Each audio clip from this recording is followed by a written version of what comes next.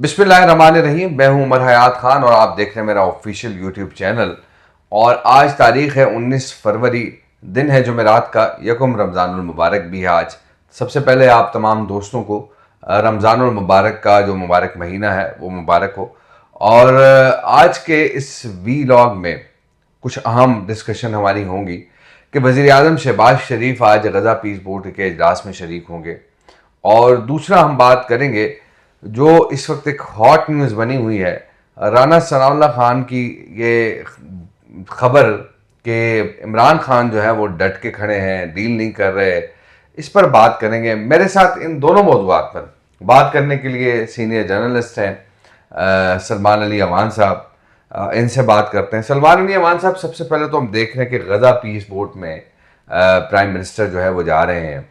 हालांकि ये कहा जा रहा है कि जो अक़वाम मुत्तहिदा के होते हुए गज़ा पीस बोर्ड की कोई तुक नहीं बनती थी, और बुनियादी तौर पर जो गज़ा पीस बोर्ड बनाने का मकसद यही है कि हमास को जो है वो डीवेपनाइज किया जाए और इसराइल का असर रसूख जो है वो खित्ते में मज़ीद बढ़ाया जाए। तो क्या वाकई में ऐसा है, आप समझते हैं? देखें उमर भाई, आपने अक़वाम मुत्तहिदा की बात की कि अक़वाम मुत्तहिदा के होते हुए तुक नहीं थी। तो अक़वाम मुत्तहिदा इस वक्त बिल्कुल एक रिडंडेंट इदारा बन चुकी है, जिसके होते हुए अगर आप बात करें, अगर उसके सिर्फ होने का ही मामला है तो फिर और भी दुनिया में बहुत सारे मामलात हैं, ख़ासतौर पर जो जी। मुसलमानों से रिलेटेड मामलात हैं। कश्मीर का मामला आप देख लें और देखिए, ये भी देखें कि किस तरह ने अक़वाम मुत्तहिदा ने अपने होते हुए दो मुसलमान मुल्कों को, इंडोनेशिया को, सूडान को तकसीम भी करवा दिया, कहीं पे मजहबी बुनियादों पर, कहीं पर नस्ली बुनियादों के ऊपर। तो अक़वाम मुत्तहिदा जो है वो मुसलमानों के मामलात के अंदर ख़ास तौर पर जो है बिल्कुल हमें एक नाकारा किस्म की ऑर्गेनाइजेशन के तौर के ऊपर दिखाई देती है। दूसरी बात रही गज़ा पीस। अगर इस मामले को अगर हम बिल्कुल जज्बाती हुए बगैर सोचें, एक मंतक की रूह से सोचें, और सबसे इम्पोर्टेंट जो मामला है वो इस वक्त जो फ़लस्तीनी अवाम वहाँ पर पिस रहे हैं, फ़लस्तीनी अवाम वहाँ पर बच्चे, बूढ़े, मर्द, ख़वातीन, उनकी आने वाली नस्ल जो है वो मारी जा रही है, उसको रोकना जो है वो बहुत ज़्यादा ज़रूरी है। और इसमें चाहे गज़ा पीस ऑफ बोर्ड हो, यूएन हो, कोई भी प्लेटफॉर्म अवेलेबल हो, पाकिस्तान को वहाँ पर अपना किरदार अदा करना चाहिए, और उसको अगर मौका मिलता है तो ज़रूर करना चाहिए। नहीं, देखें, आपने कहा कि गज़ा पीस बोर्ड में किरदार अदा करना चाहिए, लेकिन एक जो पीस बोर्ड सिर्फ और सिर्फ बना ही इसीलिए है कि उसने इसराइल की हेजमनी को जो गल्फ कंट्रीज के अंदर जो है वो कायम रखना है, गज़ा के या फ़लस्तीन के लोगों के ऊपर जो है इसराइली जो बर्बरियत है उसको जारी रखवाना है, हमास को डीवेपनाइज करना है। तो ये बना ही इस मकसद के लिए, क्योंकि हमने ये देखा है जिस बंदे ने ये गज़ा पीस बोर्ड बनाया है, वो बंदा जो है वो इसराइल का जो है वो सबसे बड़ा हामी रहा है, हमास का सबसे बड़ा मुखालिफ रहा है, और बार बार उसके स्टेटमेंट्स आते रहे हैं। और फिर हम अगर उससे क्या तवक्को रख सकते हैं? क्या हकीकत में वो जो है वो इस मामले को हल करेगा, या फिर वो जो बचा कुछा फ़लस्तीन है वो भी इसराइल के हवाले कर दिया जाएगा और फिर उसके बाद सुम्मुन बुकमुन उम्युन फहुम ला यरजिऊन हो जाएगा? देखिए, बचा कुचा फ़लस्तीन तो है ही नहीं इस वक्त। फ़लस्तीन जो है इस वक्त दुनिया में कहीं एग्जिस्ट नहीं करता। फ़लस्तीन की जहाँ कहीं भी फ़लस्तीनी अथॉरिटी की हुकूमत है, अगर आप बात करें, महमूद अब्बास एक तरफ बैठे हैं, दूसरी तरफ गज़ा के अंदर हमास का मामला है, तो ये वो मकामात हैं, ये वो जगह हैं जो शायद इसराइल ने ना जाने किस वजह से इनके हैंड ओवर की, या वो अगर आप पुराने वाले ओस्लो अकॉर्ड की बात करें जिसके नतीजे में फ़लस्तीनी अथॉरिटी बनी। खैर, इस तरफ हम बाद में आते हैं। देखिए, गज़ा पीस ऑफ बोर्ड का मामला ये है कि वहाँ पर मुख्तलिफ, अगर आप तंजीम देखें, उसका तंजीमी ढांचा देखें, तो वहाँ पर मुख्तलिफ किस्म की कमेटीज़, सब कमेटीज़ हैं, और हर कमेटी का, हर एक का दायरा कार फ़र्क है। यहाँ पर पाकिस्तान का मामला आप ये देखें कि पाकिस्तान को पहली बार, चाहे किसी को अच्छा लगे चाहे किसी को बुरा लगे, फ़लस्तीन के हवाले से पहले हम हमेशा से जज्बाती बातें करते आए हैं, हमारा एक उसूली मौक़िफ़ रहा है, लेकिन ये पहला मौका है जहां पाकिस्तान को किसी भी किस्म की डिसीजन मेकिंग के अंदर शामिल किया जा रहा है। इससे पहले पाकिस्तान का मसला फ़लस्तीन के हवाले से सिर्फ अखलाकी, सिफारती, सियासी किस्म का मामला था। इसके अलावा पाकिस्तान ने कभी कोई मसला फ़लस्तीन के अंदर कोई रोल प्ले नहीं किया। ये पहला मौका है जब पाकिस्तान किसी डिसीजन मेकिंग के अंदर शामिल हो रहा है। और दूसरी चीज़ ये कि जिस आप हमास की डीवेपनाइजेशन की बात करते हैं या हमास को डिसार्म करने की बात करते हैं, पाकिस्तान बिल्कुल इस हवाले से कतई तौर पर वाज़ेह कर चुका है कि किसी भी किस्म की पीस फोर्स को अगर वहाँ पे तैनात किया जाएगा इस मकसद के लिए, तो पाकिस्तान उसका हिस्सा नहीं होगा। पाकिस्तान का इसमें मसला बैठने का और इसमें शिरकत करने का मौक़िफ़ ये है हुकूमत पाकिस्तान का और रियासती इदारों का मौक़िफ़ ये है कि हम समझते हैं कि जहाँ जहाँ जितना जितना हो सके हम फ़लस्तीनियों के जो मफादात हैं, हुकूक हैं, वो सेफ़ गार्ड कर सकें। दूसरा, आपने बात की इसराइल की हेजमनी की और इसराइल की बालादस्ती की, तो इसराइल की हेजमनी और इसराइल की बालादस्ती आज कोई नई बात नहीं है। 1967 की वॉर हो, 70s के अंदर जो दूसरी अरब इसराइल जंग हुई, तो उसमें अगर देखें बात आती है उसूल की और जो रियलिटीज़ हैं उनकी। हमने अरबों की जंग जाकर नहीं लड़नी, हमने मिस्रियों की जंग जाकर नहीं लड़नी। मिस्रियों की अगर इसराइलियों के हाथों ठुकाई हुई तो उसमें पाकिस्तान का कोई लेना देना नहीं। पाकिस्तान की तो एयरफोर्स के जो पायलट्स हैं वो वाहिद पायलट्स हैं जो जाके मिस्र की फोर्स के अंदर, इराक की एयरफोर्स के अंदर, उर्दन की एयरफोर्स के अंदर लड़े, और पाकिस्तानी पायलट्स वाहिद पायलट्स हैं जिन्होंने दुनिया के अंदर इसराइली एयरफोर्स के जहाज जो है वो मार गिराए हैं। आज तक किसी एयरफोर्स ने इसराइली जहाज जो है वो मार नहीं ठीक है। गिराया, तो ये एजाज भी पाकिस्तान के पायलट्स के पास है। लेकिन हर मुल्क ने जंग अपनी खुद लड़नी है। ये अखलाकी हिमायत किसी की हो सकती है, सियासी हिमायत किसी की हो सकती है, लेकिन हम किसी कुरूने वस्ता के दौर में नहीं लड़ रहे कि जहाँ पे लश्कर इकट्ठे होके जाएंगे और एक दूसरे की जंग लड़ेंगे। ऐसा कभी नहीं होता और ऐसा मुझे आने वाले वक्तों के अंदर भी होता हुआ नहीं दिखाई दे रहा कि यहाँ पे हाँ बात हो रही है, मुस्लिम नेटो की बात हो रही है। अगर कोई बहुत अच्छी पॉजिटिव डेवलपमेंट होती है तो उसको वेलकम करना चाहिए, लेकिन इसराइल एक रियलिटी है। आपने उसके साथ किस तरह से डील करना है, आपने किस तरह लेकिन से उसके मुस्लिम साथ नेटो में भी जो है वो इस वक्त अगर देखा जाए तो सिर्फ पाकिस्तान की फोर्स ही है, बाकी तो मुस्लिम नेटो में हमें कोई और फोर्स तो नज़र नहीं आएगी। देखें, इस वक्त मुस्लिम नेटो की अगर बात करें तो इस वक्त 3 मुस्लिम ममालिक ऐसे हैं जो कि बहुत क्रिटिकल हैं, बहुत क्रूशल हैं उस फोर्स को लीड करने के लिए। पाकिस्तान की सबसे ज़्यादा डिसिप्लिन, और पाकिस्तान के पास सबसे आपको पता है कि न्यूक्लियर वेपन्स मौजूद हैं अल्हम्दुलिल्लाह। और दूसरी अगर हम बात करें तुर्की जो है इस दुनिया में जो वेपन्स बनाने वाले ममालिक के अंदर सबसे टॉप 10 के अंदर शामिल हो चुका है। और तुर्की की जो डिफेंस इंडस्ट्री है वो एक्सपोर्ट के हवाले से भी बहुत आगे जा रही है।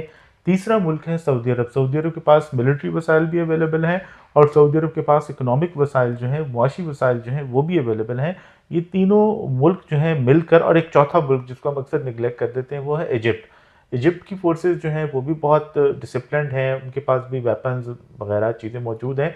लेकिन ये 3 क्रूशल मुल्क हैं, क्रिटिकल मुल्क हैं, जो अगर मुस्लिम नेटो की बात होती है तो ये बहुत ज़्यादा इंपॉर्टेंट रोल प्ले कर सकते हैं। बहरहाल पाकिस्तान को गज़ा पीस ऑफ बोर्ड की तरफ अगर वापस आए तो शामिल होना चाहिए जितना मुमकिन हो सके, जहाँ जहाँ मुमकिन हो सके। जो फ़लस्तीनियों की जो जायज़ बुनियादी हुकूक हैं, उनका ज़िंदा रहने का हक, उनका एग्जिस्ट करने का हक, उनका एक 1967 के बॉर्डर्स के मुताबिक एक आज़ाद खुद मुख्तार फ़लस्तीन का हक, पाकिस्तान को भरपूर इसके ऊपर आवाज़ उठानी चाहिए और पाकिस्तान को इसमें लाजमी शामिल रहना चाहिए ताकि जितना हो सके इसराइल को एक्सपोज किया जा सके। चलें जी, जिस तरह आपने बात की इस पे यकीनी तौर पे हम यही तवक्को रखते हैं कि पाकिस्तान जो है फ़लस्तीन के अवाम की मदद करे और उनके जो राइट्स हैं उनको प्रोटेक्ट करे। अब आते हैं अगली खबर की जानिब। राना सनाउल्लाह खान साहब कहते हैं इमरान खान डट गए हैं और इमरान खान कोई डील नहीं कर रहे। आपके पास भी कुछ खबरें होती हैं इस किस्म की, क्या वाकई हकीकत में खान डट गया है और किसी किस्म की डील नहीं करना चाहता, ना वो बाहर जाना चाह रहा है? देखें, खान साहब बिल्कुल भी डील नहीं कर रहे, ये तो बात बिल्कुल सही है, बिल्कुल 110% सही है कि खान साहब डील नहीं कर रहे। और उसकी सबसे बड़ी वजह यह है कि खान साहब को किसी किस्म की डील ऑफर ही नहीं की गई। अच्छा, जी बिल्कुल, ये बिल्कुल आप इसको नहीं, वो कह रहे हैं 2 दफा संजीदा कोशिशें हो चुकी हैं और लेकिन खान साहब नहीं मान रहे। नहीं, ये ऐसा कभी नहीं हुआ। देखें, टू बी ऑनेस्ट, खान साहब जब से जेल में गए हैं और ख़ास तौर पे 9 मई और 9 मई से पहले जो कुछ वो जब फील्ड मार्शल आसिम मुनीर की बतौर आर्मी चीफ तैनाती होनी थी, उस वक्त जो कुछ उन्होंने किया वो मेरे ख्याल में वो 9 मई से भी ज़्यादा ख़तरनाक था कि उन्होंने पाकिस्तान की अफवाज के अंदर एक बगावत करवाने की कोशिश की। जो लोअर रैंक के ऑफिसर्स हैं उनको उकसाने की कोशिश की कि वो अपनी हाई कमांड के ख़िलाफ़ खड़े हो जाएं। और उसके बाद फिर 9 मई हुआ तो पाकिस्तान की जो मौजूदा इस्टेब्लिशमेंट है वो इस हवाले से बिल्कुल क्लियर है कि इमरान खान के साथ किसी किस्म की कोई डील नहीं हो सकती। अब देखें, अगर इमरान खान पॉलिटिशियन हों और वो एक अपनी एक अच्छी पॉलिटिक्स का, एक प्रैग्मेटिक किस्म की पॉलिटिक्स का मुजाहरा करें तो ये उनका काम बनता है कि वो डील के लिए रास्ते निकालें, डील के लिए ऑप्शंस खोलें। लेकिन इमरान खान को जो चीज़ मरवा देती है वो है उनका जोम, और जो लोग उनको जाकर उनको फीड करते रहे, जिसके अंदर आपने देखा कि जो अली अमीन गंडापुर है उन्होंने भी बताया कि किस तरह से नाम तो उन्होंने नहीं लिया लेकिन हम सब समझ गए कि वो इशारा कर रहे हैं इमरान खान की बहनों की तरफ, खासतौर पर अलीमा खान की तरफ। क्योंकि देखिए बहुत सारे लोग जिनको आप यूट्यूबर्स कह लें, ट्यूमर्स कह लें, यूट्यूबर्स कह लें, जो भी कह लें, उन सब की चांदी इसी में ही है कि वो इमरान खान की जो एक जेल के अंदर हालत है इस वक्त, या जेल के अंदर जो उनके मामलात हैं उसके ऊपर जो है वो सारा दिन जो है वो मातम करते रहें, आहुजारी करते रहें और उसको जो है ना एक प्रोडक्ट के तौर के ऊपर सेल करते रहें। और बहुत सारे लोग इंक्लूडिंग अलीमा खान जो आज मौजूद हैं उनकी लीडरी भी इसी वजह से चमक रही है कि इमरान खान अंदर हैं। तो इमरान खान को वही तो कोई इसमें दो चीज़ें मैं ऐड कर दूं कि उन्होंने कहा 10,000 लोग आए अडयाला जेल के बाहर, 500 लोग भी नहीं आए। और अब आप देखिए वो तो खुद कहती रही हैं लीमा खान के लोग बाहर आएँ, लोग निकलें, कम से कम 10,000 इकट्ठे हो जाएं। तो मेरा ख्याल है 10,000 के आप एक दो सिफर उड़ा दें तो उतने लोग जो है वो भी वहाँ पे मौजूद नहीं होते रहे। लोकल एमएनए एमपीएस की शिरकत जो है उसके ऊपर भी सवालिया निशान लगता रहा है। तो ये मामला जो है इस कदर, लेकिन अभी ये जो अली अमीन गंडापुर साहब बातें कर रहे हैं वो ये कह रहे हैं कि जनाब ये हुआ वो हुआ, फलां के हवाले से भी बात कर रहे हैं, इंक्वायरी भी इनिशिएट हो गई है उनके खिलाफ कि जनाब इसको अली देखें। अमीन तो देखें इस वक्त अपने दुखड़े जो है ना वो रोते हुए दिखाई दे रहे हैं और वो दिल के फफोले फोड़ते हुए आपको दिखाई दे रहे हैं। बहुत सारी चीज़ों, बहुत सारे राजों के वो अमीन है। कहाँ कहाँ किस किस तरह से कोशिशें होती रहीं। देखिए पीटीआई के अंदर सिर्फ दो लोग ऐसे हैं जिनके बारे में कह सकता हूँ कि उन्होंने जेन्युइनली कोशिश की कि इमरान खान के लिए रास्ते खुलें। वो हैं बैरिस्टर गौहर और दूसरे हैं अली अमीन गंडापुर, जिन्होंने प्रैक्टिकली कोशिश की, कहीं हाथ जोड़े, कहीं पैर पकड़े, कहीं घुटनों को हाथ लगाया, कहीं किसी की दाढ़ी को हाथ लगाया। उन्होंने बहुत ज़्यादा सिद्क़े दिल से कोशिश की कि वो खान साहब को बाहर निकालने में या कुछ उनके लिए आप कह लें आसानी कह लें या उनकी मुश्किलात कम करने में कामयाब हो सके। लेकिन सबसे ज़्यादा बड़ा प्रॉब्लम जो है, एक तो ये है कि खान साहब को किसी किस्म की, जैसे मैंने कहा, डील ऑफर नहीं हुई। दूसरा, खान साहब की अपनी ज़ुबान उनकी, यानी जो ट्विटर अकाउंट के ज़रिए और अलीमा खान के ज़रिए जो बातें बात पहुंचती रही हैं, वो खान साहब की रिहाई के अंदर सबसे बड़ी रुकावट है। और जो हम बेसिक बात कर रहे थे राना सनाउल्लाह की, तो राना सनाउल्लाह देखें बहुत काइयाँ, बहुत घाघ और बहुत घाट घाट का पानी पिए हुए सियासतदान है। उनको सब पता है कि वो क्या कह रहे हैं। देखिए पीटीआई के जो आम वर्कर हैं, आम लोग हैं, जो हमारे इर्द गिर्द बहुत सारे हमारे साथी हैं जो अब भी खान साहब की मजलूमियत देख के बहुत ज़्यादा इम्प्रेस होते हैं, तो उन सब के लिए ये बात बहुत दिल की तकवीत का बाइस है कि उनका कप्तान जो है ना डट के खड़ा है और वो अगले 5 साल तक भी जेल में ही रहेगा। तो वो लोग, उनके अंदर बहुत ज़्यादा सेटिस्फेक्शन इस चीज़ से पाई जाती है कि कप्तान डट के खड़ा है और कप्तान ने किसी किस्म का कॉम्प्रोमाइज़ नहीं किया। देखिए कॉम्प्रोमाइज़ ना करने का नुकसान क्या हुआ कि जुल्फ़िकार अली भुट्टो जैसे जो जीनियस लीडर थे, अब वो इवल जीनियस थे या सिर्फ जीनियस थे, वो बात की बात है, वो भी फांसी पर चढ़ गए। लेकिन बेनज़ीर भुट्टो ने उसे सबक सीखा और वो ज़ियाउल हक के दौर के अंदर, अपने बाप के कातिल के दौर के अंदर वापस आई। ज़ियाउल हक को मजबूर होना पड़ा कि वो उनको इक़्तिदार दे, और गुलाम इसहाक़ खान जो कि इस्टेब्लिशमेंट के एक सिविलियन फॉर्म थे, वो मजबूर हुए कि वो बेनज़ीर को प्राइम मिनिस्टर नामजद करें। उसके बाद फिर आप नवाज शरीफ को देखें कि उन्होंने अपने लिए रास्ते खोले। तो पॉलिटिशियन का काम, और अभी खालिदा जिया और जो हसीना वाजिद वाला एपिसोड हुआ वो देख लें कि वहां पर 20 साल बाद बीएनपी वापस आई है। तो पेशेंस और रास्ते खोलना किसी भी पॉलिटिशियन के लिए बहुत ज्यादा जरूरी है। दूसरी पार्टी नजर ही नहीं है हसीना वाजिद वाली। वही मैं कह रहा हूँ कि ये वक्त का हेर फेर जो है, ये वक्त का पहिया जो है घूमता है। सिर्फ आपको पेशेंस चाहिए। फॉर्म 47 तो नहीं चला? नहीं, वहां कोई फॉर्म 47 नहीं चला। फॉर्म 47 की कहानियां भी बहुत बनी हुई हैं। ये फॉर्म 47 फिर हम पूछना चाहिए कि केपी में क्यों नहीं चला ना।